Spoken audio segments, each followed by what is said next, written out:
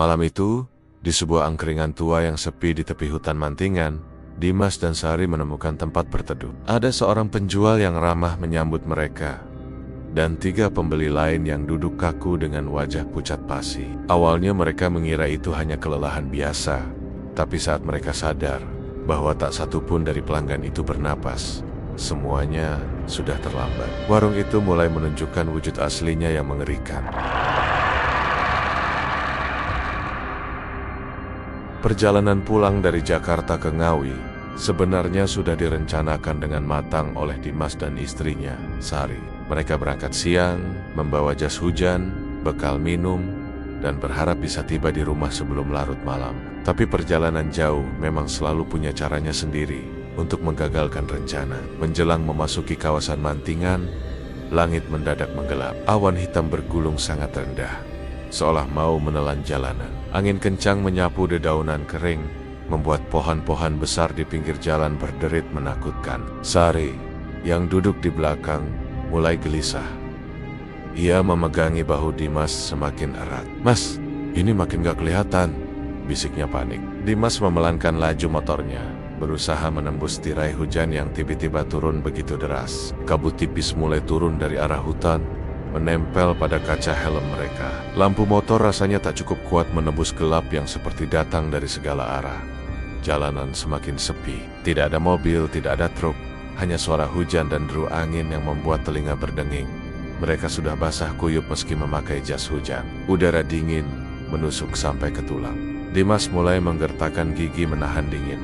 "Nanti kita cari tempat berteduh, ya," katanya, mencoba menenangkan istrinya dan dirinya sendiri. Tapi di kiri dan kanan jalan, yang ada hanya hutan pekat, pepohonan besar dengan akar-akar yang menjalar sampai ke pinggir aspal. Tidak ada satupun rumah atau lampu penerangan. Bahkan suara jangkrik pun kalah oleh derasnya hujan. Mereka terus berkendara pelan, sampai akhirnya di kejauhan tampak cahaya kuning redup berkerlip, seperti lampu Petromax tua.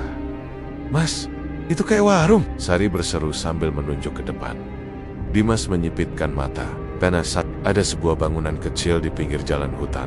Sebuah warung angkringan sederhana dengan atap seng tua, bangku kayu panjang yang tampak lembab oleh cuaca, dan lampu redup yang menggantung rendah. Di bawah cahaya itu, terlihat siluet seorang bapak tua memakai caping dan selimut lusuh di punggungnya. Warung itu tampak sangat biasa, tapi di tengah gelapnya hutan seperti ini, apapun yang punya atap adalah sebuah keajaiban. Dimas langsung membelokkan motor ke halaman kecil warung itu. Ban motor sedikit tergelincir di tanah becek, membuat Sari memekik kecil. Mereka memarkir motor dengan tergesa-gesa, berlari kecil ke bawah atap warung, sambil menapok-nepok jas hujan yang sudah penuh air.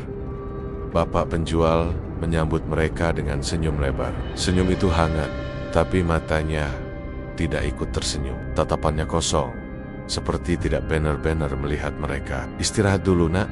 Silakan duduk," ucapnya pelan. Suara bapak itu lembut, tapi terasa seperti menggema di antara suara hujan.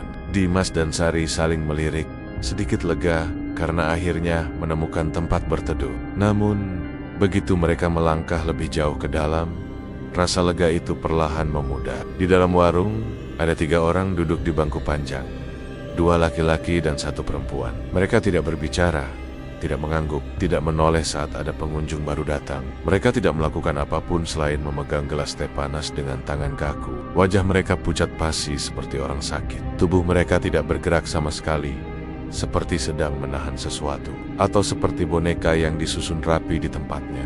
Sari berbisik di telinga Dimas, "Mas, mereka kenapa sih? Kok kayak patung?" Dimas hanya mengangguk kecil, senyum gugup muncul di bibirnya.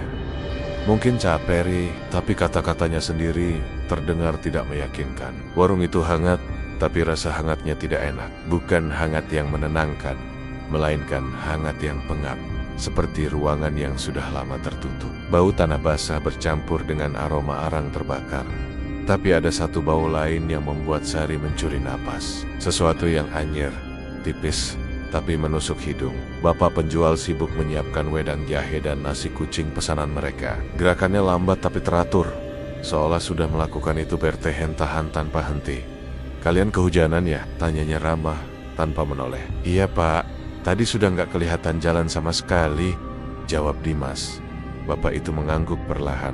Gerakannya terasa sangat lambat, seperti tubuhnya yang sudah terlalu tua dipaksa untuk terus bergerak. Kalau bukan orang terpilih, biasanya nggak mungkin lihat warung ini, katanya tiba-tiba. Sari spontan menoleh cepat ke Dimas.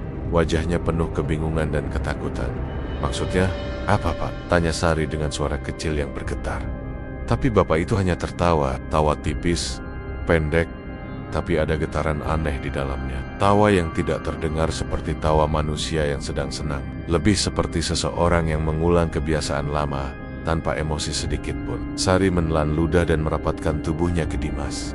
Di pojok warung, perempuan yang dari tadi menunduk perlahan menoleh pada mereka. Gerakannya begitu kaku, seperti lehernya berkarat dan patah-patah.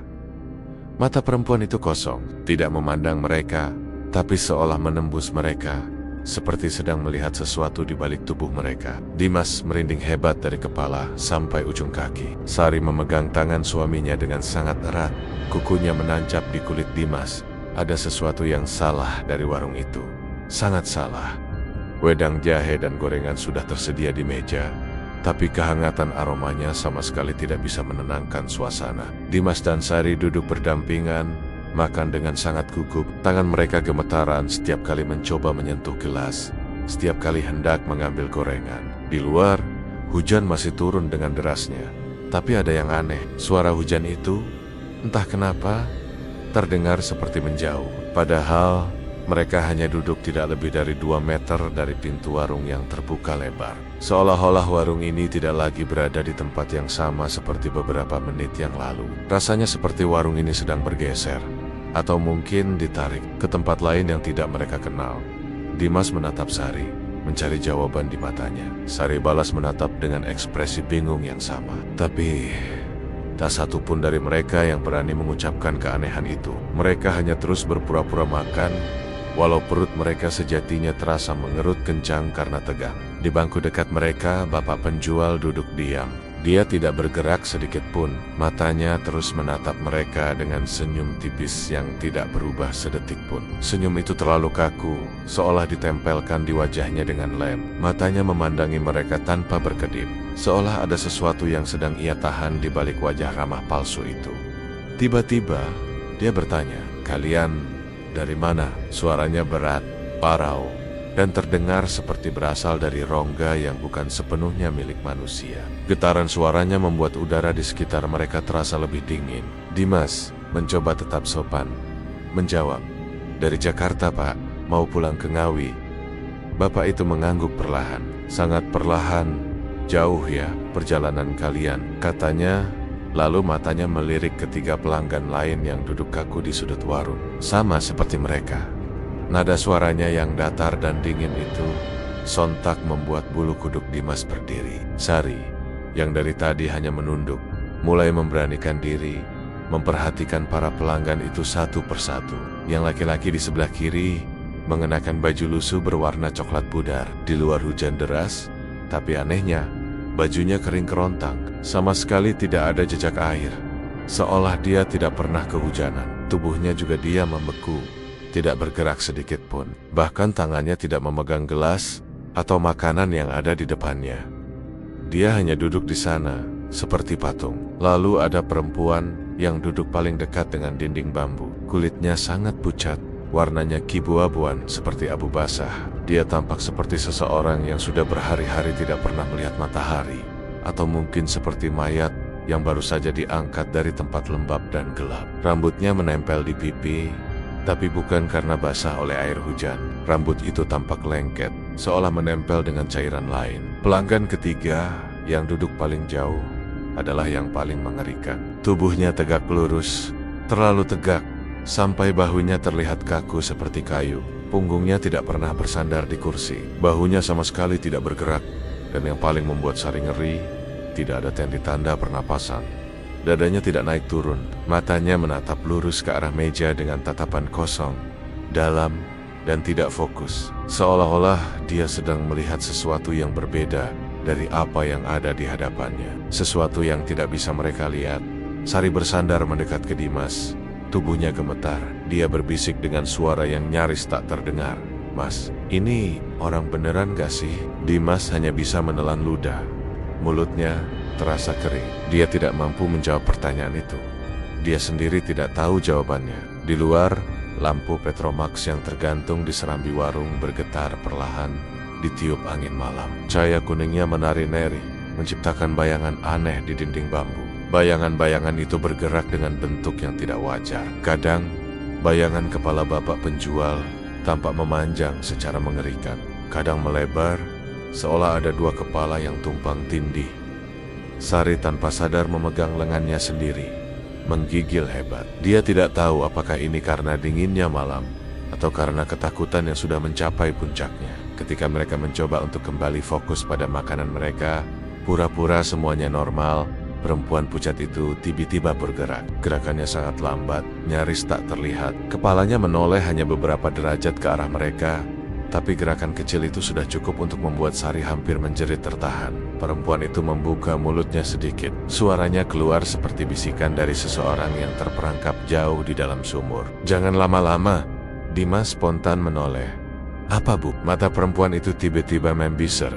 Bola matanya seolah mau keluar, dipenuhi ketakutan.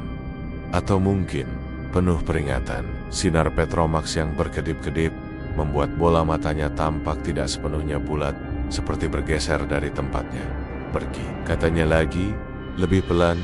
Napasnya terdengar terpotong-potong. Sebelum bapaknya selesai masak, wajah perempuan itu tiba-tiba berkedut. Otot-otot di wajahnya seperti berusaha bergerak sendiri tanpa komando. Bibirnya bergetar, seolah ingin berteriak kencang, tapi tidak ada suara yang keluar. Seakan-akan ada tangan tak kasat mata yang menahan mulutnya dari dalam. Sari langsung mengangkat tangan menutup mulutnya sendiri. Air matanya sudah menggenang. Namun, sebelum Dimas sempat bertanya lebih jauh, bapak penjual itu tiba-tiba berdiri. Gerakannya terlalu cepat, tidak wajar untuk ukuran tubuhnya yang besar. Dalam sekejap, dia sudah berada di meja mereka. "Silakan tambah makanannya, Nak," katanya sambil meletakkan beberapa piring baru di meja. Tapi yang membuat Dimas dan Sari terpaku bukanlah tawarannya, melainkan isi piring itu. Kosong. Piring-piring itu kosong, tapi kotor dan berkerak, seolah baru saja dipakai untuk menampung sesuatu yang lengket dan sulit dibersihkan. Piring kosong yang kotor itu diletakkan di depan mereka dengan bangga, seolah itu adalah hidangan paling mahal di warung tersebut. Sari menelan ludah dengan susah payah. "Maaf, Pak, ini kok..." Bapak itu memotong kalimatnya dengan tawa kecil. "Tuh kan," katanya, "kalian belum biasa lihatnya." Tapi tawa itu tidak wajar. Awalnya terdengar seperti tawa kecil yang ramah, tapi kemudian suara tawa itu memanjang, bergetar, dan menggema, seperti suara yang tidak keluar dari tenggorokannya, melainkan dari sebuah ruang lain, ruang yang jauh di belakang tubuhnya.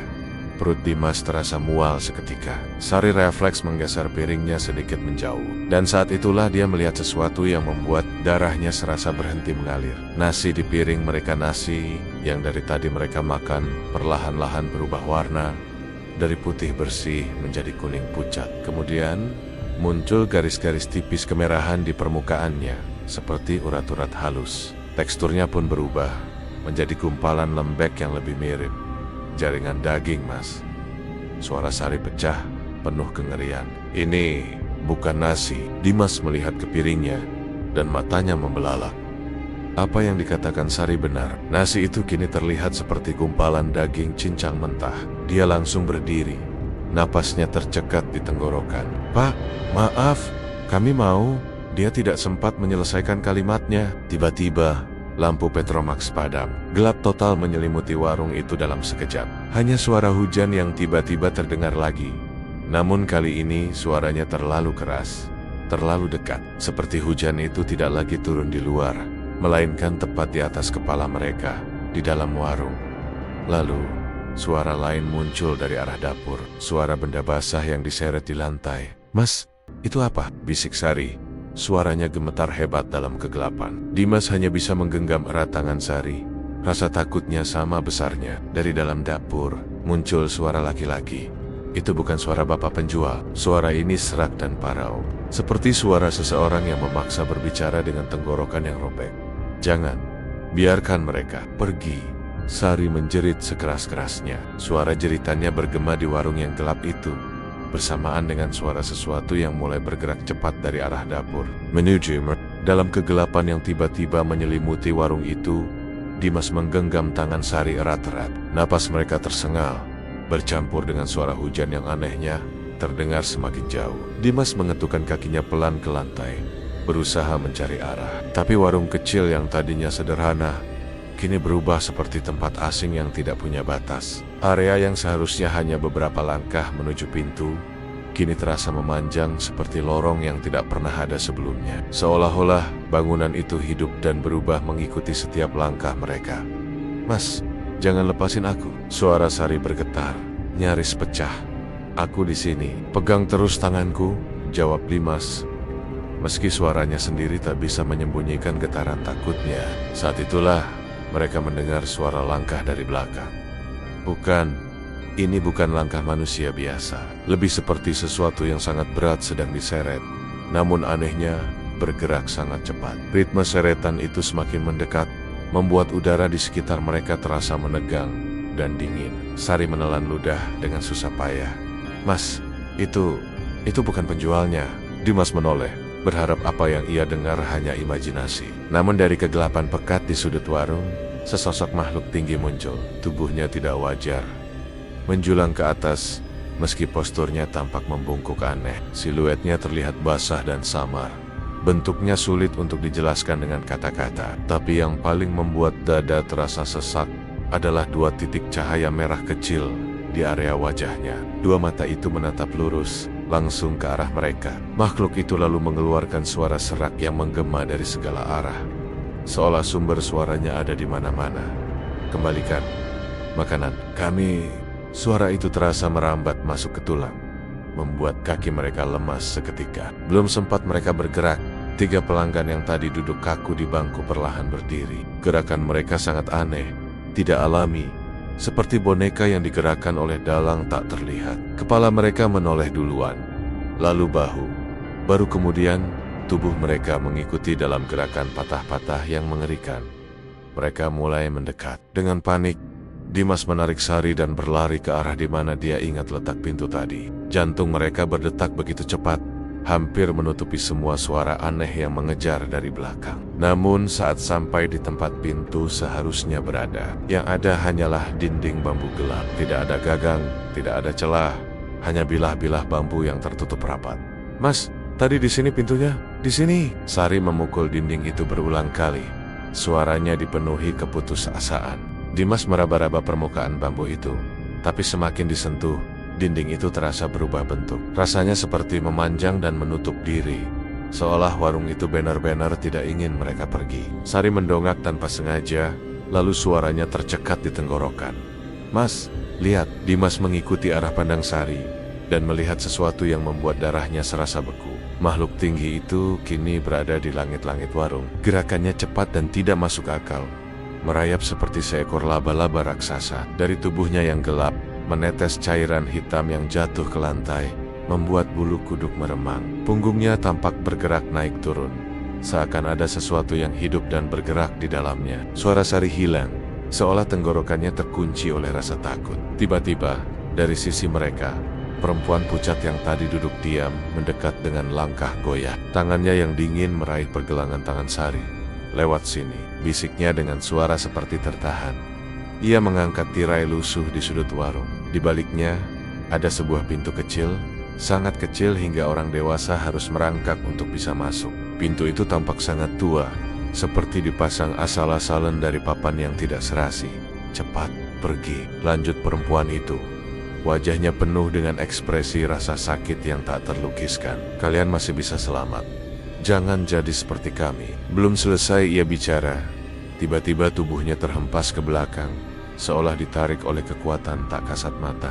Tubuhnya terbentur dinding dengan keras. Sari menjerit kecil dan langsung memeluk Dimas erat. Tanpa berpikir panjang, Dimas berteriak, "Ayo, masuk!" Mereka berdua langsung merangkak masuk ke dalam pintu kecil itu. Lorong di dalamnya gelap dan sangat sempit. Udara lembab dan pengap membuat dada terasa berat. Bau menyengat yang aneh membuat Sari refleks menutup hidungnya. Di ujung lorong, mereka tiba di sebuah ruangan kecil. Sepertinya ini dapur. Namun jelas, Ini bukan dapur manusia. Piring dan mangkuk menumpuk tinggi dengan sisa-sisa makanan yang tidak ingin mereka amati lebih lama. Beberapa panci bahkan masih mengeluarkan uap aneh yang berbau busuk, membuat kepala berputar. "Mas, jangan lihat," bisik Sari, memalingkan wajahnya. Dimas menuntunnya ke sebuah pintu kecil lain di ujung ruangan. Mereka mendorongnya dengan sekuat tenaga. Cahaya masuk. Lampu motor mereka terlihat di luar. Cahayanya redup tapi nyata. Dan ketika mereka akhirnya berhasil keluar, warung itu sudah tidak ada. Tidak ada bangunan, tidak ada cahaya Petromax. Hanya hutan gelap, tanah basah, dan suara hujan yang kembali terdengar normal. Sari gemetar hebat. "Mas, warungnya kemana?" Dimas tidak menjawab. Ia hanya menarik Sari menuju motor dan segera menyalakannya. Mereka melaju secepat mungkin, meninggalkan tempat terkutuk itu. Beberapa kilometer kemudian, jalan kembali normal. Ada kendaraan lain yang lewat. Lampu-lampu jalan mulai menyala terang. Hujan pun hanya tinggal gerimis kecil. Sari akhirnya bisa bernapas lebih lega, sampai dia tidak sengaja menoleh ke kaca spion motor. Dan seketika, tubuhnya langsung kaku. Jauh di belakang mereka, di balik pepohonan gelap di pinggir jalan, angkringan itu berdiri kembali. Petromaxnya menyala redup, memancarkan cahaya kuning yang mengerikan. Dan di depannya, penjualnya berdiri diam, menatap lurus ke arah mereka yang semakin menjauh. Senyumnya tidak berubah sama sekali. Sari merasakan bulu kuduknya berdiri, karena satu hal yang ia sadari saat itu juga. Dia masih melihat mereka, dia masih tersenyum, dan dia belum selesai.